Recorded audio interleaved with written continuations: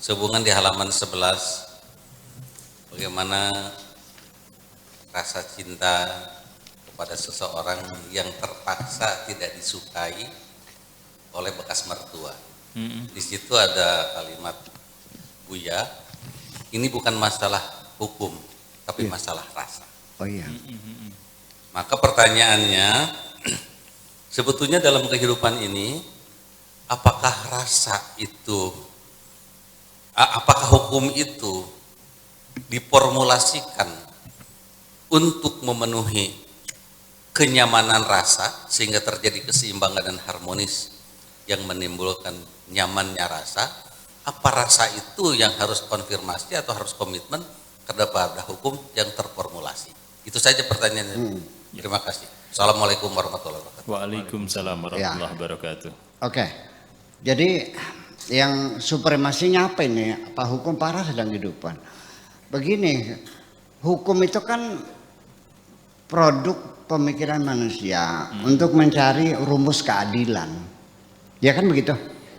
Bahkan negara pun didirikan, ya, sang raja diberi kekuasaan sebesar-besarnya. Tujuannya adalah untuk membangun keadilan, untuk melindungi seluruh masyarakatnya.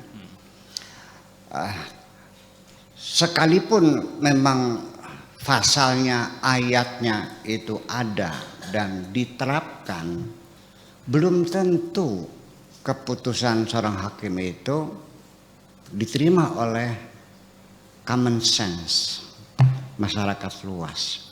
Banyak sekali putusan-putusan hakim secara hukum dia tidak salah, tetapi sangat melukai perasaan keadilan rakyat. Makasih begitu. Ini terjadi sehari-hari. Hukum nggak salah, betul. Tapi lah, kok begitu? Ya kan? Masyarakat nggak akan lihat pasal-pasalnya, tapi rasa keadilan itu ada dan itu real ada dalam kehidupan kita ini. Jadi makanya kalau kita katakan mantan mertua, itu kan dia bukan jadi wali, nggak bisa mengawinkan dan tidak dipersyaratkan menjadi persyaratan sahnya perkawinan harus mantan mertua mengizinkan, kan enggak. Tapi kan karena mertua merasa memilikinya, apalagi sudah punya turunan, apalagi menantunya itu orang kaya, apalagi laki-laki yang mencintainya masih bujangan, masih belum bisa usaha, begitu kan? Paling-paling diduga ngeret. Jadi merasa memiliki itu melebihi batas hukum, itu harus kita maklumi. Jadi nanti barangkali di sini ada ini Nasai katanya mau kawin lagi.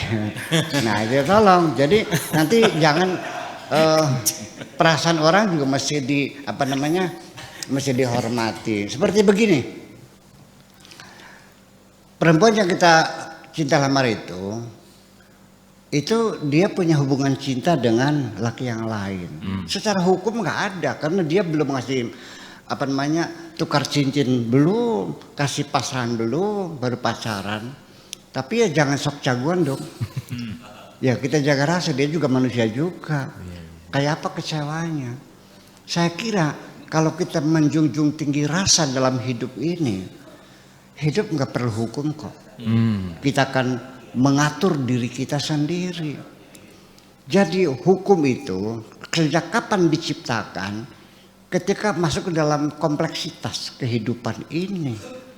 Buktinya pada zaman primitif seorang kepala suku menjadi pemimpin nggak ada hukum kok. Tinggal tunjuk-tunjuk aja. Kamu berburu 10 orang, nah kamu yang masak, kamu jaga rumah, kamu beli anak, selesai kok. Nggak ada hukum. Dari situ yang dikelolakan rasa di mereka. Sehingga ketika ada temannya bekerja keras, dia juga terpanggil untuk tidak santai-santai. Ini dalam tim kerja juga sama. Gaji sama, yang satu kerjanya berat sekali, ini juga menjadi masalah.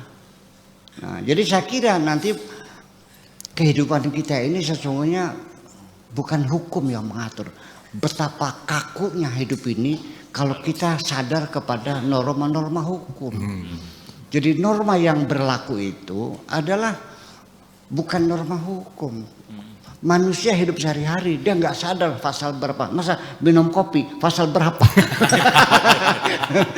Ya enggak dong, ya kan. Masa Jadi, buang sampah iya, ayatnya mana ada iyalah di kan begitu.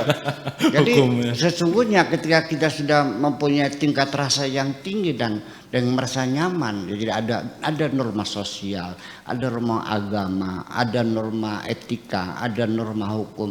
Jadi norma hukum itu hanya merupakan salah satu bagian terkecil dalam kehidupan kita ini. Saya kira begitu Ya, mungkin. oke, luar biasa.